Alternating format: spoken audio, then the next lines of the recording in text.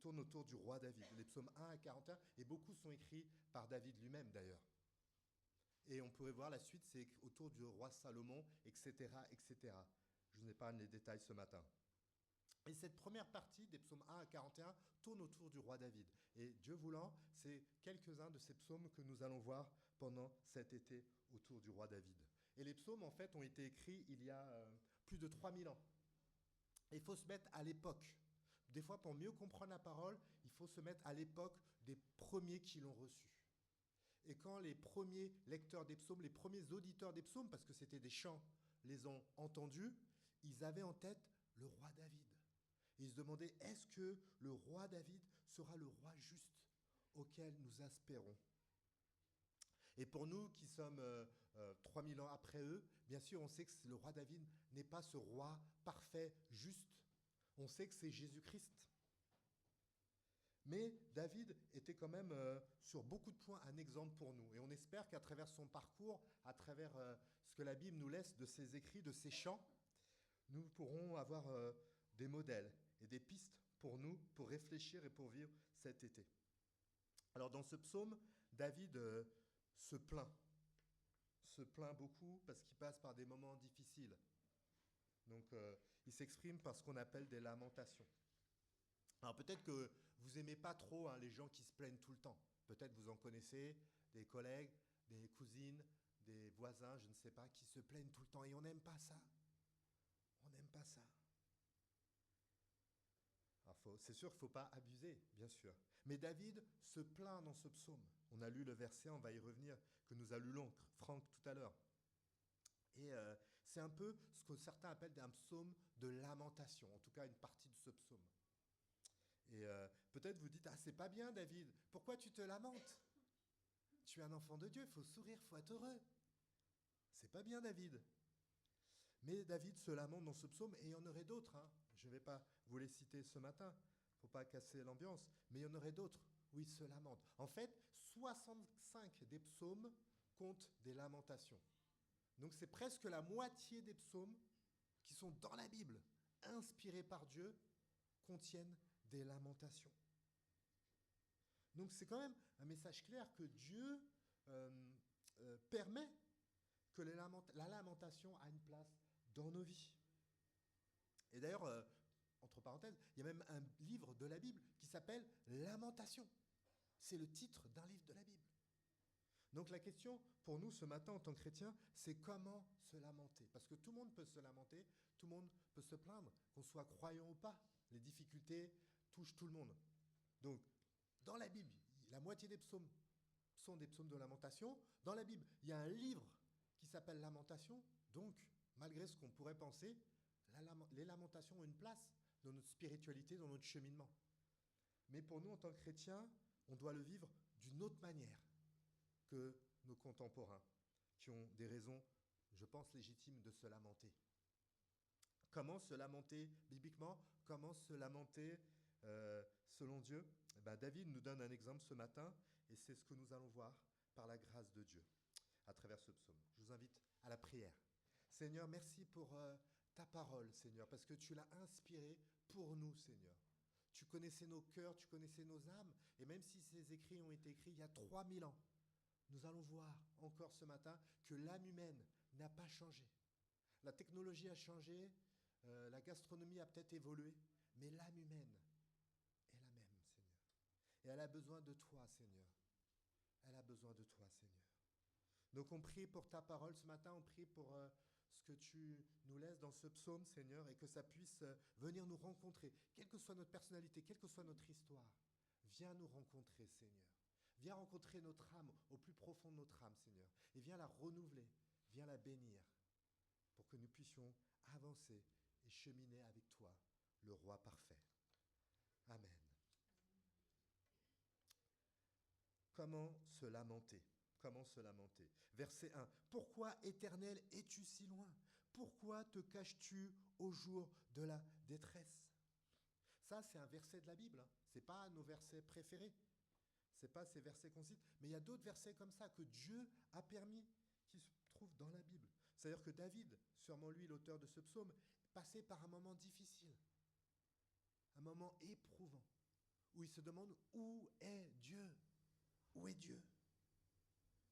L'épreuve peut agir dans ce sens-là. Je me rappelais, c'était il y a quelques années, une de mes collègues m'avait écrit ça en disant, quand j'étais petite, je croyais en Dieu. Je suis baptisée, j'ai fait mes communions, je me suis mariée à l'église. Puis, j'ai fait 4 fausses couches. J'avais la vie et je donnais la mort. Cela a été terrible pour moi. Et depuis, je ne crois plus en rien. Des paroles émouvantes. L'âme qui parle. Et même si on n'a pas le détail de ce que vit David à ce moment-là, il s'exprime comme ça. Pourquoi, ô Éternel, es-tu si loin? Pourquoi te caches-tu au jour de la détresse? Et là, ce n'est pas des paroles d'une collègue qui passe par une épreuve, qui est encore marquée par ce qu'elle a vécu il y a des décennies. Non, non, non, non. C'est David, le protégé de Dieu, qui s'exprime comme cela, qui commence son psaume comme cela, le protégé de Dieu, loin de Dieu, l'élu de Dieu, le roi, selon le cœur de Dieu. Et ce verset peut-être te dérange, je comprends. Mais c'est la parole de Dieu. Et que Dieu nous fasse grâce, et c'est un peu notre prière pour chacun d'entre nous, que nous ayons l'humilité de permettre à la parole de Dieu de parfois nous déranger. Nous déranger. Ce n'est pas nous et notre sensibilité au-dessus de la parole de Dieu, c'est la parole de Dieu qui parfois va nous déranger. Et pas nous déranger pour nous déranger, déranger pour changer notre conception des choses, pour changer notre vie. Peut-être au contraire, certains parmi nous vont être encouragés parce qu'ils vont dire, voilà, moi je suis venu ce matin avec le cœur lourd, j'ai hésité à venir. Parce qu'à l'église, il faut être joyeux, il faut être plein de foi pour le Seigneur, il faut sourire. Moi, je n'étais pas dans cet état d'âme ce matin. J'ai hésité à venir. Et peut-être que ce passage, ce verset 1 peut t'encourager de voir que même le roi choisi selon Dieu, le roi selon le cœur de Dieu, même le protégé de Dieu, a eu un moment de détresse. Un moment de détresse.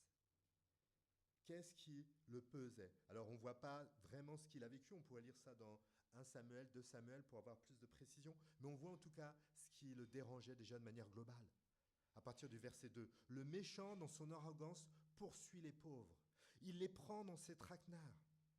Le méchant tire vanité de son avidité, le profiteur maudit et nargue l'Éternel. Le méchant dans son arrogance déclare « Dieu n'existe pas ». Il ne va pas chercher plus loin, c'est là le fond de sa pensée. Toujours ses procédés lui réussissent. Tes jugements sont bien trop hauts pour retenir son attention et il se débarrasse de tous ses adversaires. Il se dit, je ne risque rien, je suis pour toujours à l'abri du malheur. Le méchant.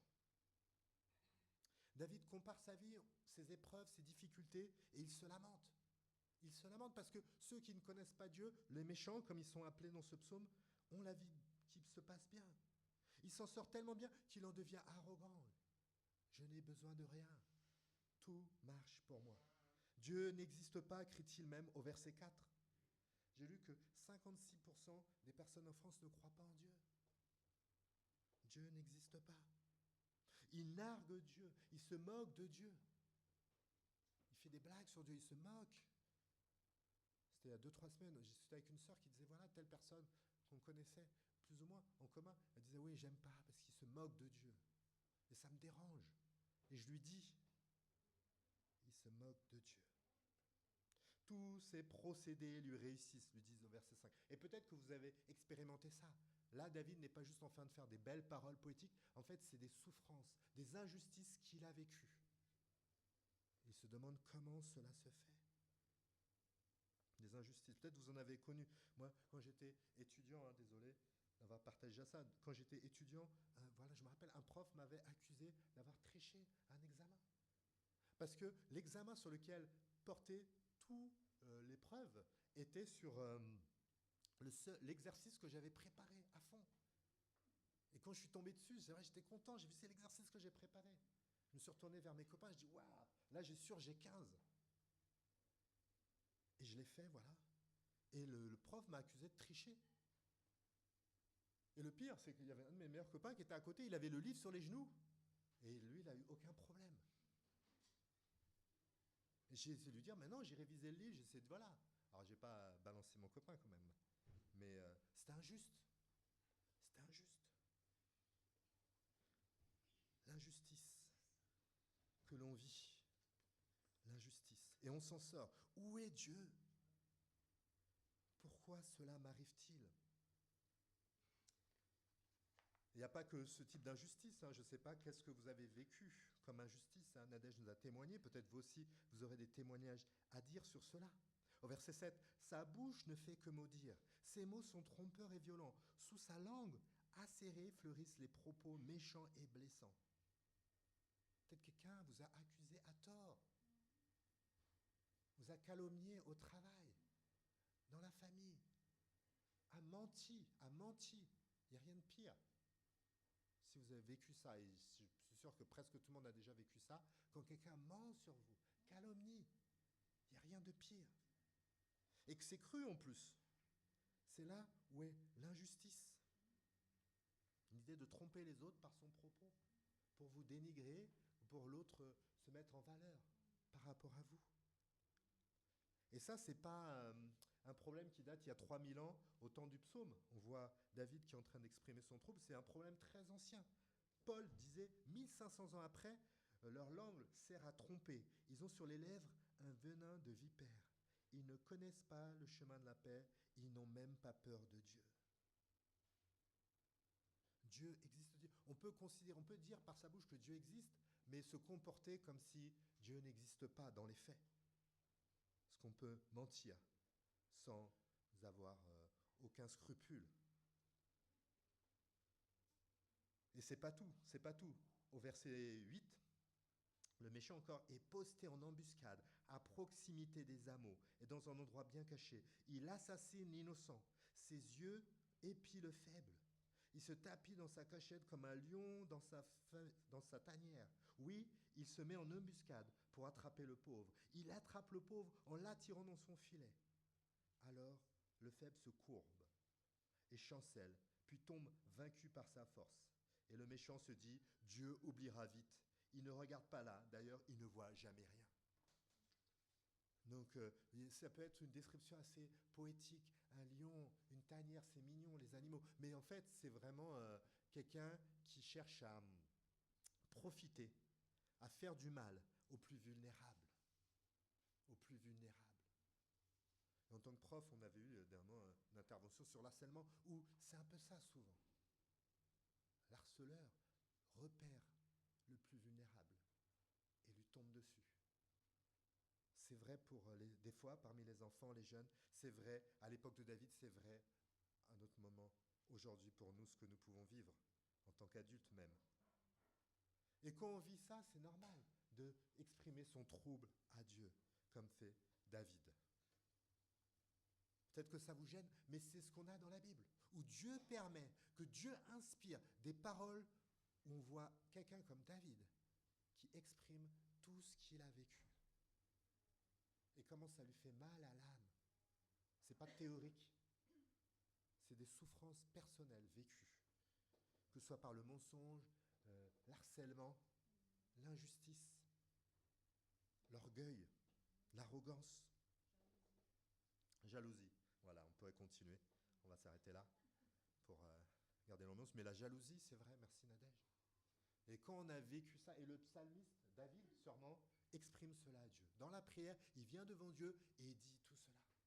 Il parle de ses souffrances. Il nomme tous les problèmes qui l'attristent. Il s'exprime clairement devant Dieu. Et vous, peut-être nous, vous pouvez dire, mais où est sa foi? Où est la foi? On peut se dire cela. Mais en fait, c'est une consternation. En fait, il est consterné de manière légitime face à l'injustice. Des enfants de Dieu, des enfants du Dieu juste, doivent être consternés et dérangés par l'injustice. Dérangés. Dérangés face au péché, face à la souffrance. Face à la souffrance. Et les psaumes de lamentation nous montrent un peu comment exprimer à Dieu nos plaintes. Exprimer à Dieu ce qui nous pèse, nos fardeaux. On a tellement de psaumes comme ça qui peuvent nous aider justement. À ne pas le faire dans tous les sens justement, c'est vrai, mais être accompagné par Dieu, par sa parole, pour exprimer notre trouble devant lui dans la prière. Et ces psaumes de lamentation et les lamentations que nous pouvons adresser à Dieu ne sont pas appelés des tunnels infinis, morbides, tristes. Ils sont, comme nous allons le voir, des chemins qui mènent vers Dieu. Des chemins qui mènent vers Dieu. Parce que David ne s'arrête pas là. C'est vrai, s'il s'arrêtait là, je comprends. Je comprends votre gêne. Mais David ne s'arrête pas là. C'est une première étape. La deuxième étape, il appelle Dieu à l'aide. Verset 12. Lève-toi, Éternel. Dieu intervient et n'oublie pas les malheureux. Après le temps de la plainte, après le temps de l'appel pour que Dieu vient le temps de l'appel pour que Dieu l'entende. Après avoir exposé sa situation difficile, David appelle Dieu à intervenir. On voit le problème, on voit clairement le problème et on appelle l'aide. Et Dieu intervient. Dieu intervient. Voilà, c'était une amie de Cathy qui dit un jour qu'elle avait vu le feu près de chez elle, elle a appelé les pompiers. Ils ne sont pas venus. Alors, tous les pompiers ne font pas ça, hein. Il y a peut-être des pompiers volontaires parmi nous. Voilà. Mais Dieu, en tout cas, lui, quand on l'appelle à l'aide, il intervient. C'est la deuxième étape. On exprime sa lamentation, mais après, on appelle Dieu à l'aide. Pourquoi donc, verset 13, pourquoi donc le méchant se moque-t-il de toi? Et pourquoi se dit-il, Dieu ne demande pas des comptes? Déjà, on voit déjà les prémices d'un cheminement où tout n'est pas centré sur soi. Sur soi. Dieu ne demande-t-il pas des comptes? Pourquoi se moque-t-il de toi? Déjà, le psalmiste a déjà un nouvel état d'esprit, centré sur Dieu. Au verset 14, pourtant toi, tu vois la peine et la souffrance. Dieu est plein de compassion. Il voit la peine et la souffrance. Voilà une conviction de celui qui vient de se lamenter. Et après, la suite, verset 14, tu veilles pour tout prendre en main. Le faible s'abandonne à toi, tu viens en aide à l'orphelin. Dieu prend les choses en main. Dieu est plein de compassion et Dieu prend les choses en main. Voilà une conviction du psalmiste. Malgré le fait qu'il passe par la détresse, par les épreuves, après avoir exprimé son trouble, il se base sur le caractère de Dieu. Dieu voit la peine et la souffrance. Dieu voit ta peine et ta souffrance.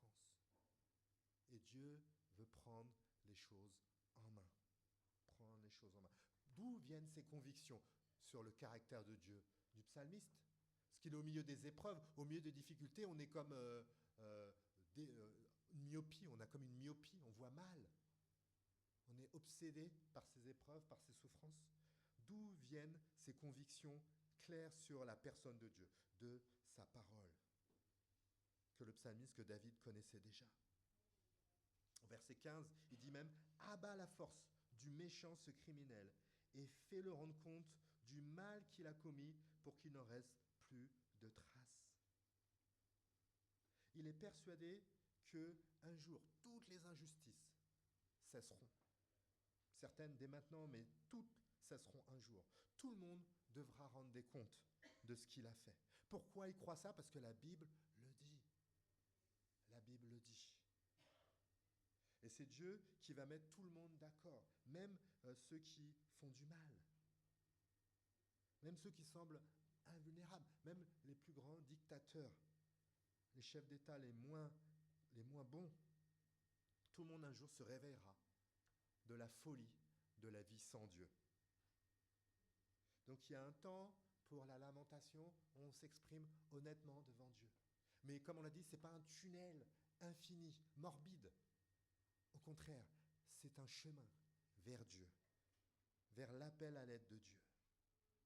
Parce qu'avec l'aspiration qui va nous écouter dans les moments difficiles. Et le psalmiste termine par des paroles de confiance, à partir du verset 16. L'Éternel est roi à jamais, et les peuples païens disparaîtront de sur la terre. Éternel, tu entends les attentes des affligés, tu leur redonnes du courage et tu prêtes l'oreille pour faire droit à l'orphelin ainsi qu'à l'opprimé, et pour que l'homme, cette créature terrestre, cesse de semer la terreur. La confiance en Dieu. En fait, c'est le même homme qui a dit au verset 1, « Pourquoi, ô Éternel, es-tu si loin ?» qui dit au verset 16, « L'Éternel est roi à jamais. » Une preuve que les lamentations ne sont pas forcément une voie sans issue, comme on pourrait le croire là, naturellement. C'est un passage obligé, pas très heureux, parce qu'on ouvre notre cœur, on s'exprime devant Dieu avec honnêteté, avec humilité, avec sincérité. On n'est plus dans le contrôle, on s'offre à Dieu.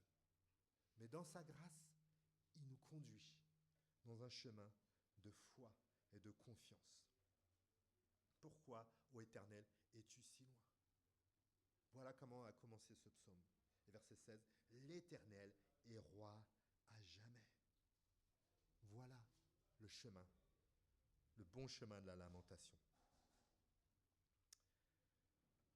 Sur la croix, Jésus a dit cette parole du psaume 22, c'est encore un des psaumes de lamentation. Et Jésus l'a pris pour lui à son compte, en disant, mon Dieu, pourquoi m'as-tu abandonné ?» Sur la croix. C'est le moment où Jésus a dit cette parole, très célèbre. Très célèbre, même connue des non-chrétiens. Une fois, un collègue m'a demandé ça, mais si Jésus est Dieu, pourquoi il a dit cette phrase-là?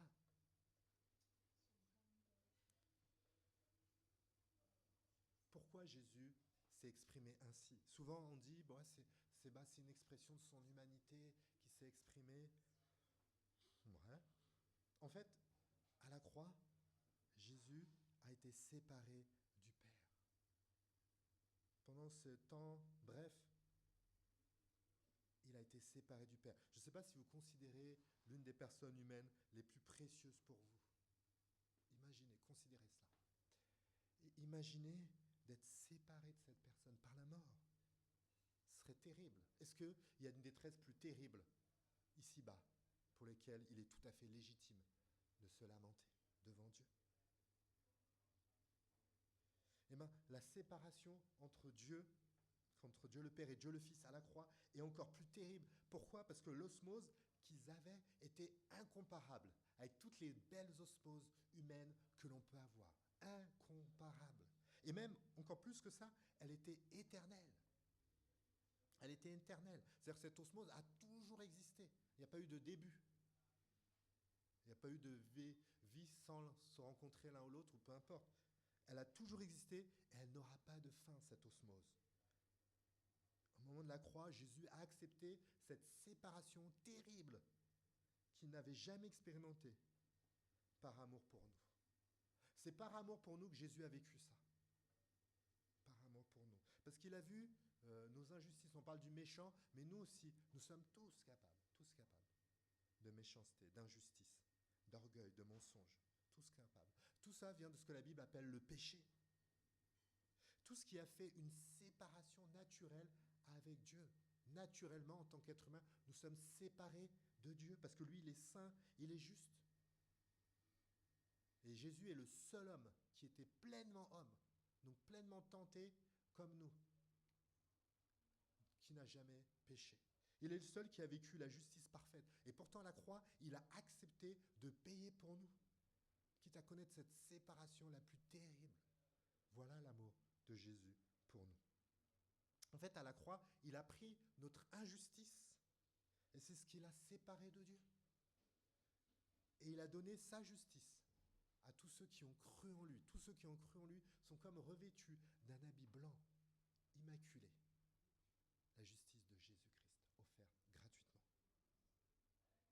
Voilà ce que Jésus a été prêt à endurer par amour pour nous. Et c'est ce qui nous donne l'espérance. Si Jésus a pu vivre cela pour nous, d'aussi terrible pour nous, nous pouvons avoir confiance pour nous qui croyons en lui, qui nous accompagne.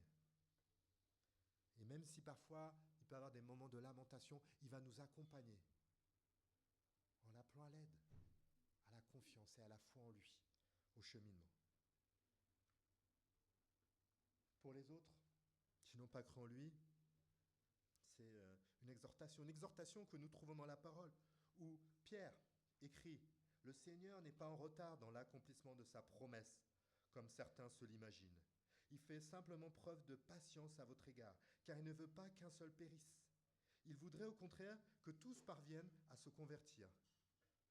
Mais le jour du Seigneur viendra comme un voleur. En ce jour-là, le ciel disparaîtra dans un fracas terrifiant. Les astres embrasés se désagrégeront et la terre se trouvera jugée avec toutes les œuvres qui auront été accomplies sur elle. » Un peu plus loin, verset 13. « Mais nous attendons, comme Dieu l'a promis, un nouveau ciel et une nouvelle terre où la justice habitera. » Voilà ce que Christ a accompli et accomplira dans sa justice. Donc, comment se lamenter? Donc, revenons à notre question initiale. Qu'est-ce que nous apprend David? Donc, déjà, s'exprimer honnêtement devant Dieu. N'ayons pas peur d'ouvrir notre cœur à Dieu. Il en a entendu d'autres. N'ayez pas peur pour lui. N'ayez pas peur pour lui. Ouvrons nos cœurs devant Dieu. Exprimons notre trouble comme le roi David devant Dieu. Ce qui nous pèse. Première étape. Deuxième étape, alors, en parallèle, laissez les autres aussi s'exprimer honnêtement devant Dieu dans leur prière à Dieu. Et si la lamentation d'un frère ou d'une sœur vous met mal à l'aise, à cause de la sensibilité qu'on peut avoir, c'est tout à fait légitime, laissez ce frère et sa sœur parler à un responsable d'église ou à un autre membre de l'église qui pourra écouter. Mais ne soyez pas un frein. Ne soyez pas un frein. Un frère ou une sœur qui veut s'épancher son âme devant son Seigneur. Que notre sensibilité ne soit pas un frein à cela. Laissons-le faire. Si c'est trop lourd pour nous, il n'y a pas de souci. On a déjà nos propres combats. Mais comme on a dit, que cette lamentation ne soit pas un tunnel morbide, où on s'engouffre dans ce tunnel, on ne sait même pas jusqu'où, vers où. Nourrissons-nous de la parole de Dieu. De ces psaumes, on voit David qui commence dans la lamentation, mais Dieu le conduit vers la foi et la confiance. Ce n'est pas un chemin sans issue. Et nous-mêmes qui sommes de l'autre côté de l'histoire par rapport à la résurrection, nous savons que les promesses de Dieu se réalisent en Jésus-Christ. Et dans les moments de lamentation, il y a un moment où il faut prendre le temps de se nourrir de sa parole pour qu'elle puisse nous inspirer, nous fortifier, parce que Dieu donne ses promesses dans sa parole. On peut en citer plusieurs. Jésus-Christ a révélé beaucoup de choses, mais j'en citerai que 2 ce matin.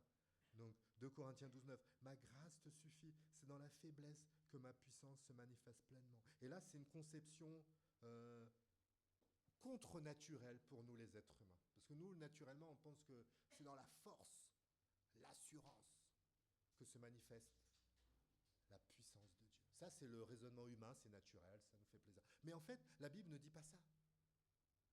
Dieu résiste aux orgueilleux et fait grâce aux humbles. Et en venant faiblement, dans notre fragilité, dans la prière vers Dieu, c'est là que Dieu va manifester sa vraie puissance. Même lorsque les choses ne vont pas dans le bon sens, on peut venir s'épancher devant Dieu.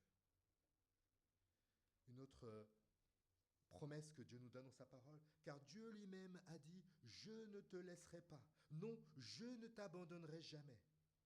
Aussi pouvons-nous dire avec assurance « Le Seigneur vient à mon secours, je n'aurai pas de crainte, que pourraient me faire les hommes ?»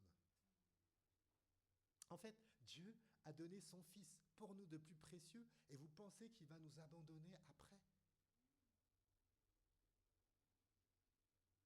Dieu ne te laissera jamais à l'abandon.